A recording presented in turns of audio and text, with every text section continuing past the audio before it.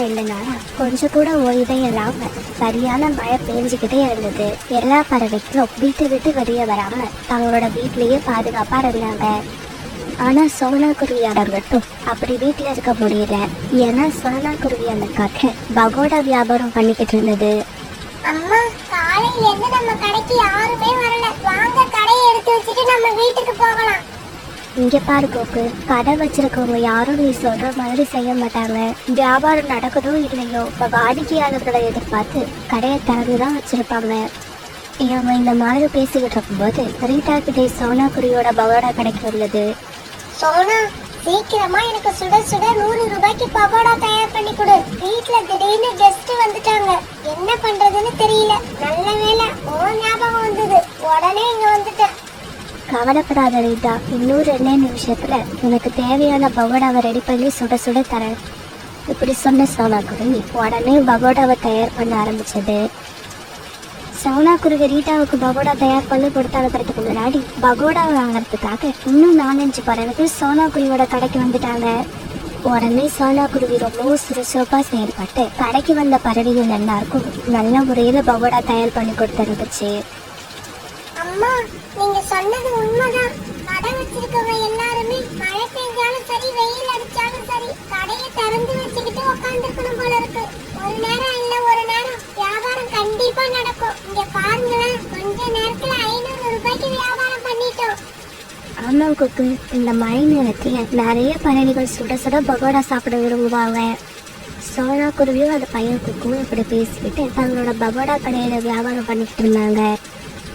காலுஜி, 2 நாளா மழை பெஞ்சுக்கிட்டே இருக்கு. எனக்கு எதையாவது சூடா சாப்பிடணும் போல இருக்கு. சீக்கிரமா சோனா குருவி கடைக்கு போய் 100 ரூபாய்க்கு பகோடா வாங்கிட்டு வாங்க. வாயால சொன்னா எப்படி? 100 ரூபாய் காசை கையில கொடு, இப்பவே போய் வாங்கிக்கிட்டு வரேன். காலுஜி, நம்ம என்னைக்கு சோனா குருவி கடையில காசு கொடுத்து வாங்கியிருக்கோம்? கணக்குல எழுதிட்டு வாங்கிட்டு வாங்க. என்னது கணக்கா? நேத்து எனக்கு பக்கோடா சாப்பிடணும் போல ஆசையா இருந்துச்சு. அதனால சோனா குருவி கடைக்கு போய் 50 ரூபாய்க்கு பக்கோடா கேட்டேன். ஆனா சோனா குருவி காசு இல்லைன்னா இனிமே கடை பக்கமே வராதிங்கன்னு முகத்துல அடிச்ச மாதிரி சொல்லிடுச்சு. அது சொல்றதும் நியாயம்தான். இது வரைக்கும் நாம 3 மாசமா பணமே கொடுக்கல.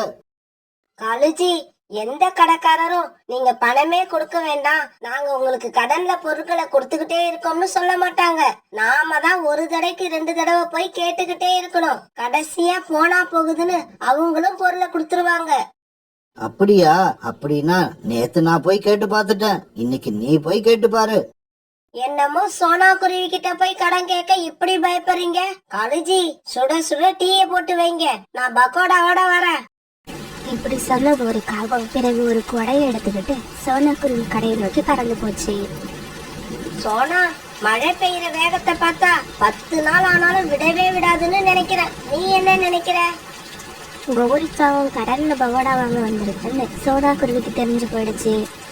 நான் அதை பத்தி எதுவும் நினைக்கல. சரி, அதை விடு.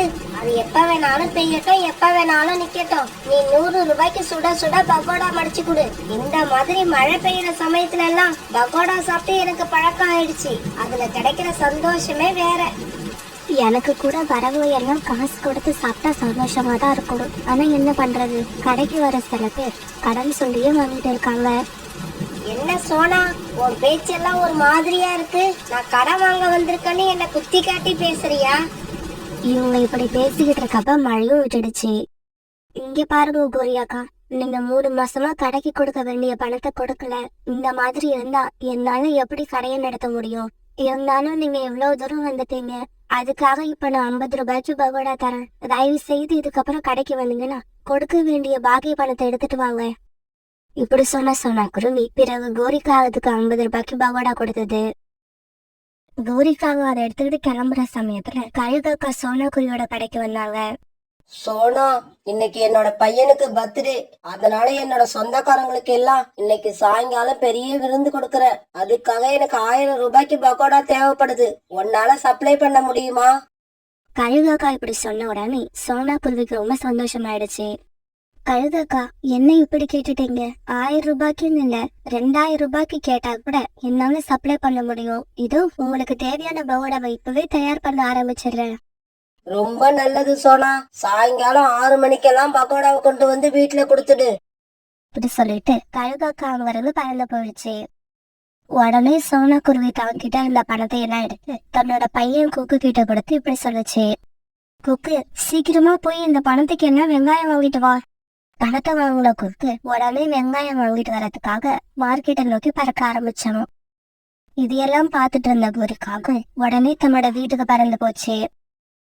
காலுஜி, அந்த சோனா குருவி ரொம்பவும் அவமானப்படுத்திருச்சு. அதுக்கு சரியான பாடம் கத்து கொடுக்கணும்.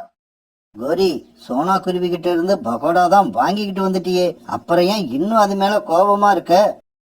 100 ரூபாய்க்கு பகோடா கேட்டா எனக்கு 50 ரூபாய்க்கு கொடுத்தா அது எனக்கு அவமானம் இல்லையா? ஆமா ஆமா, அவமானம் தான், இது பெரிய அவமானம். இங்க பாருங்க காலுஜி, இன்னைக்கு கழுகக்கா வீட்டுல பெரிய ஃபங்க்ஷன் நடக்க போகுது. அதுக்கு சோனா குருவி தான் பகோடா சப்ளை பண்ணுது. அந்த கழுகக்கா வீட்டுக்கு போற பகோடாவுல நாம எப்படியாவது தண்ணிய ஊத்திடணும். கழுகக்கா வீட்டுல விருந்து சாப்பிடுற பறவைகள் எல்லாம் பகோடா மொறுமொறுன்னு இல்லாட்டி கழுகக்கா கிட்ட கம்ப்ளைண்ட் பண்ணுவாங்க. உடனே கழுகக்கா தன்னோட கோபத்தை எல்லாம் சோனா குருவி மேல காட்டும். எப்படி என்னோட ஐடியா? இதே சமயம் சோனா குருவி கழுகாக்கா வீட்டு விருந்துக்காக ரொம்பவும் மும்பரமா பகோடா தயார் பண்ணிக்கிட்டு இருந்தது. கொக்கு, நீ போய் வீட்டுல அம்மா சமைச்சு வச்சிருக்க சாப்பாடு எடுத்துட்டு வந்துரு, இன்னைக்கு நம்ம வீட்டுக்கு போக முடியாது. சோனா குருவி இப்படி சொன்ன உடனே குக்கு சாப்பாடு எடுக்கிறதுக்காக வீட்டுக்கு பறந்து போனான். குக்கு போய் கொஞ்ச நேரம் கழிச்சு சோனா குருவியோட கடையில ரீஃபண்ட் ஆயில் தீர்ந்து போயிடுச்சு.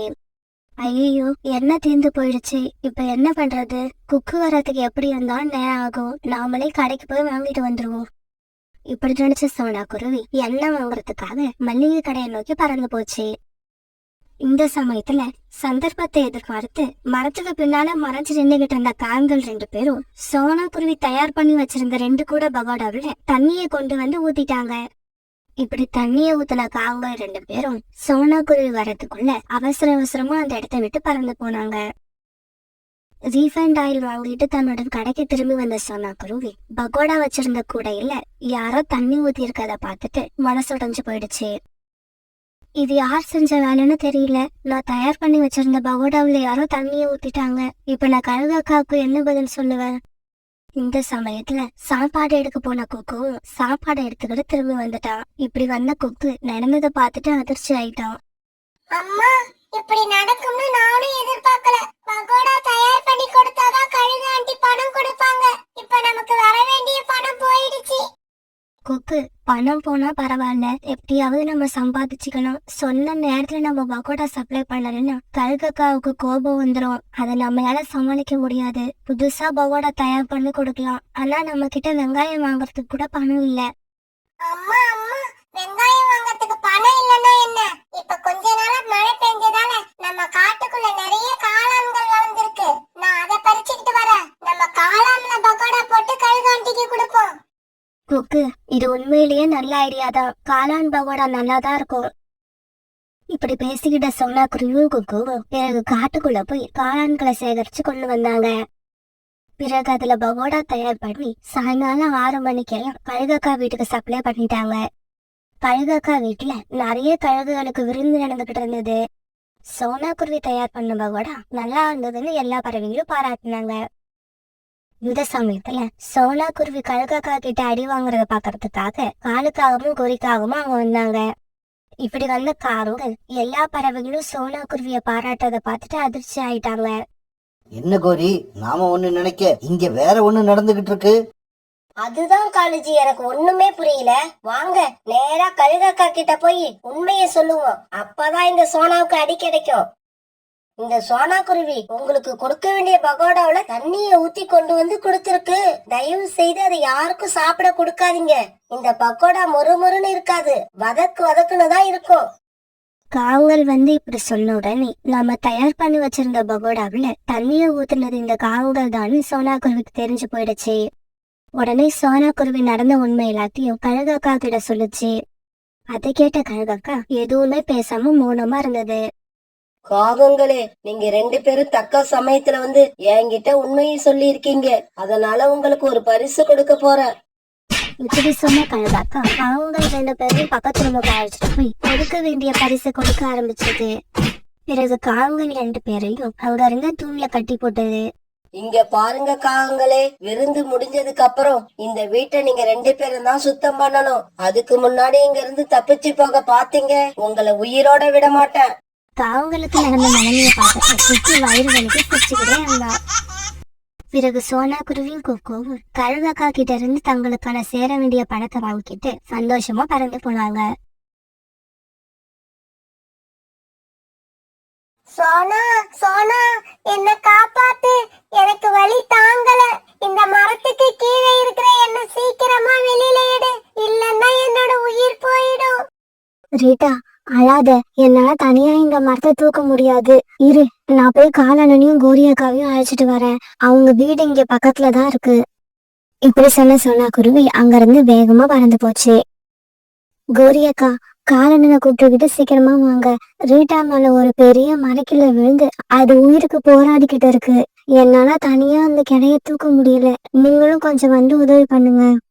சோனா, இப்பவாவது எங்களை பத்தி தெரிஞ்சுக்கிட்டியா?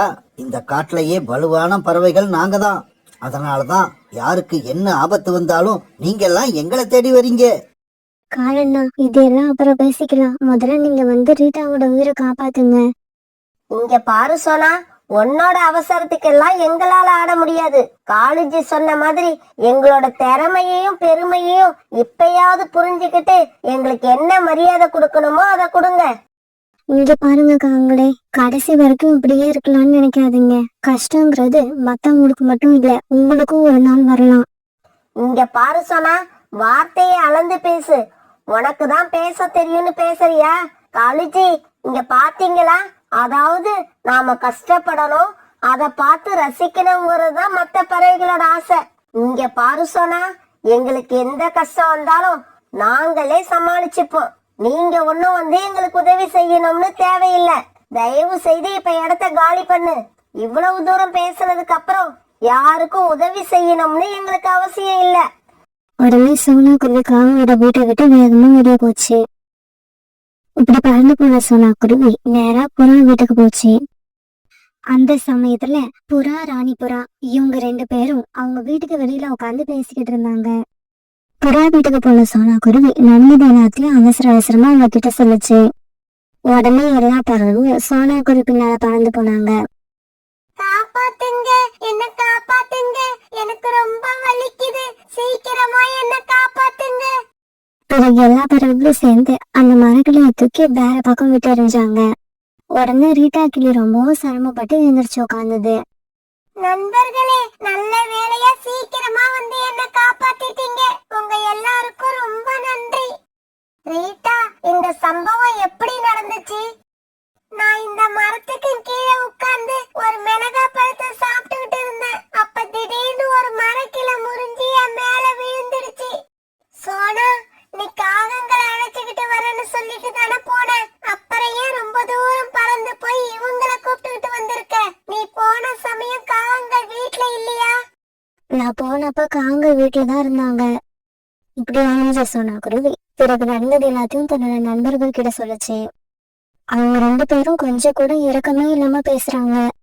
இப்படியெல்லாம் கூட இறக்கமே இல்லாத பறவைகள் இருப்பாங்கன்னு எனக்கு இப்பதான் தெரியும்.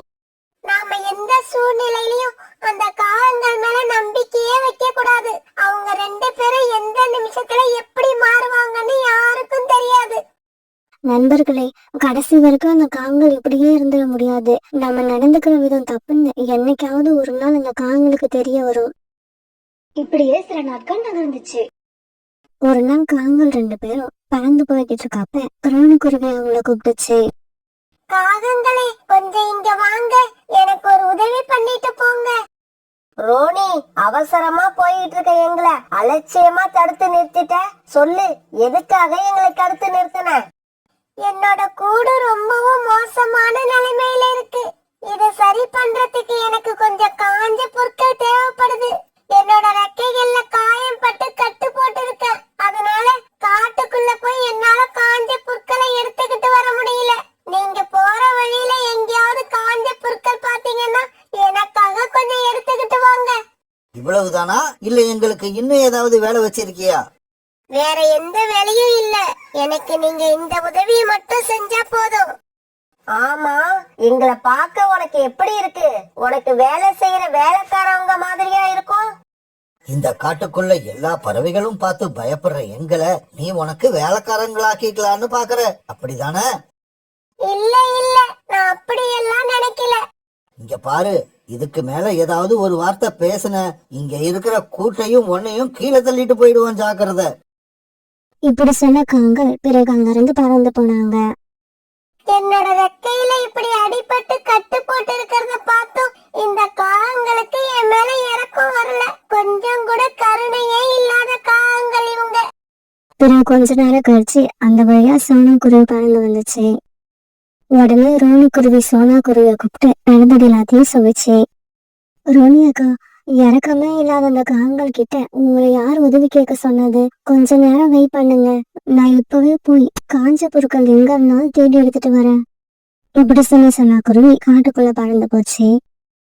பிறகு அது சொன்ன மாதிரி காஞ்ச பொருட்களை எடுத்துக்கிட்டு சீக்கிரமா திரும்பி வந்துடுச்சு.